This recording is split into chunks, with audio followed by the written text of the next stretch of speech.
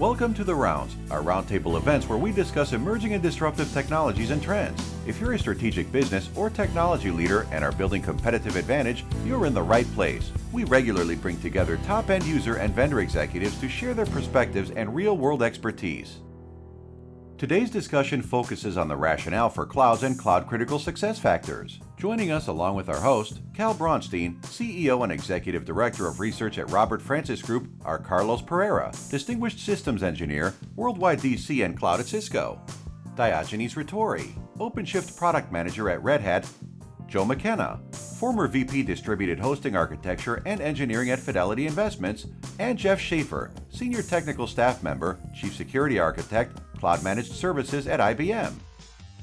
The question of DevOps, right? Do I need to deal with DevOps with all of this, or is it part of my initial plan? Should it be before I go to the cloud? Because I am changing my process set, I am changing the way I'm writing my code. How much change should I incur as I slowly migrate to the cloud? Because this is now a whole new development strategy occurring, not just the quote cloud strategy. So how are you addressing those? So before you decide whether or not your team should be a DevOps team, I think you have to decide if you should be a continuous deployment team as well. Because a DevOps approach would allow you to have faster iterations over the product. But are you, from a business perspective, ready to bring or to deploy those faster iterations? Because faster iterations may mean a lot of things. May mean that you introduce more change, and that some of your users they don't like change. You may introduce let's say more new technologies, and introducing new technology always requires having technology to be blessed first. So it's I think you have to be ready to change, and see change and updates as business as usual, and like change windows is not seen as business as usual, right?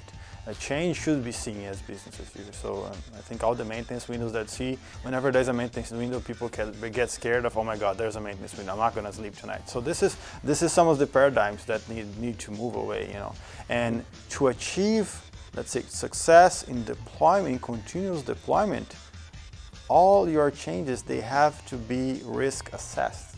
Mm-hmm. So you can decide whether or not they are worth going through a more automated deployment pipeline, or if they have to go through a pipeline where it requires a human interaction, or if they have to go through a pipeline where you have, let's say, A/B deployment to see what are the best approach. Is in certain industries, there are deployment times when you're not going to do a deployment. I can think of the retail industry on certain days right after Thanksgiving, right? You don't want anything new hitting the system, just in case. But I want to challenge that thinking. You do. I want to challenge that thinking. For me, that's not how we should react.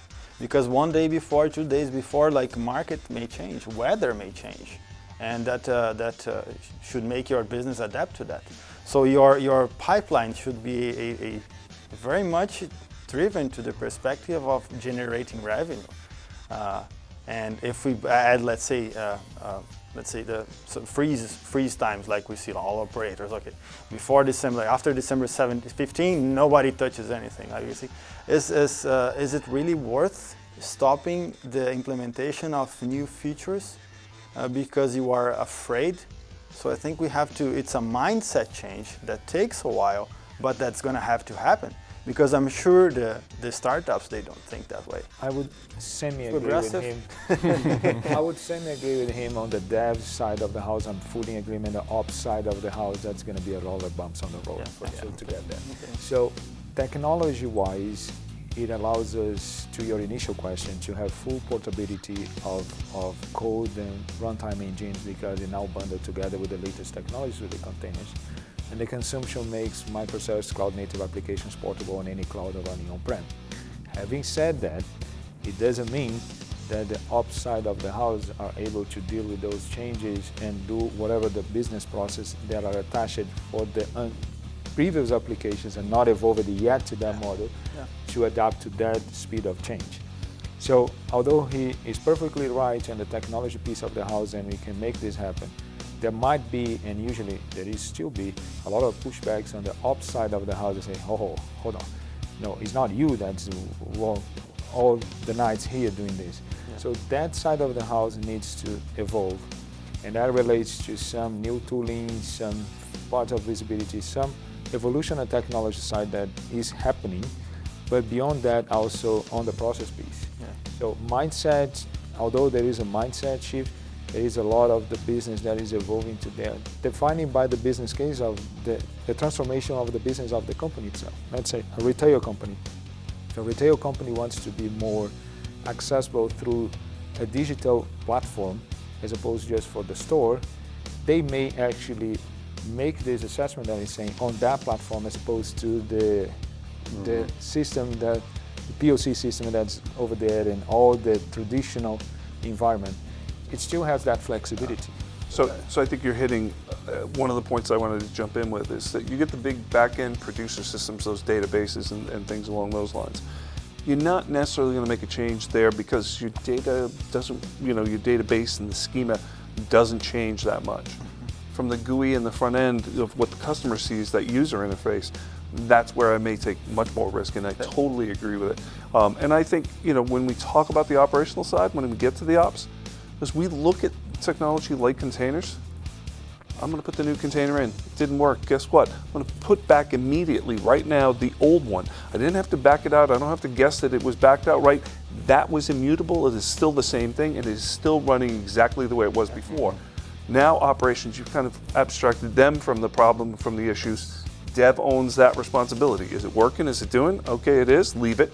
It's not, put it back and get them out of ops out of the picture. I strongly believe that operations should have what we call happy days. I once went to an operations guy in the he should run ops. Yeah.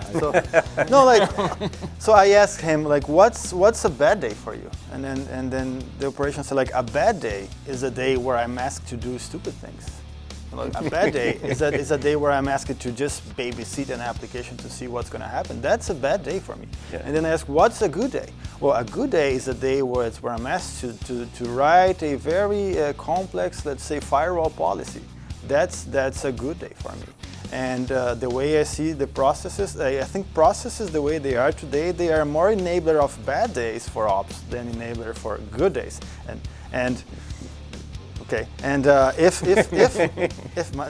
we believe that process, there should be this person that tells you this process that you have, it's prohibiting you from pushing changes to market faster. There should be this clear visibility of, the technology side we are done, but now this process, it's what's holding our business. It's not on the technology side anymore. The other piece too, I think, that we've seen is, obviously the technologies have matured for security in cloud, so protecting your data in cloud environments has become easier. So that's definitely lowered the barriers to adoption as well. So you make it much more simple, regardless of where it is, it's protected in a similar way. You're pointing to in terms is a transformation. So somewhere along the line, we're going from the existing mindset of how the environment works to a new mindset that says, I can demonstrate that as I bring in changes, as Joe talked about, if they work, they're great. If they don't work, we back it out. And by the way, while we went through all of that, you conducted business as usual, and you didn't even know I did this. Yeah. And now I get to convince you of that through communication in some form, that this has become our standard process. So if I then go back to your comment about, sometime from Thanksgiving to January 15th on the retail side, nothing gets changed. I could now change that to recognize certain areas can change, and some things I still don't want to touch. Thanks for watching, and please join us for our continued discussion on cloud computing on our next release. If you are interested in seeing more cloud-related content, have comments or questions for our guests, want input from us about the topics we discussed today, would like to participate as a guest on the rounds, or have anything else you want to share, you can do so using our social media as described in the accompanying graphic. And please, comment, rate, and subscribe. We'll see you next time on The Rounds.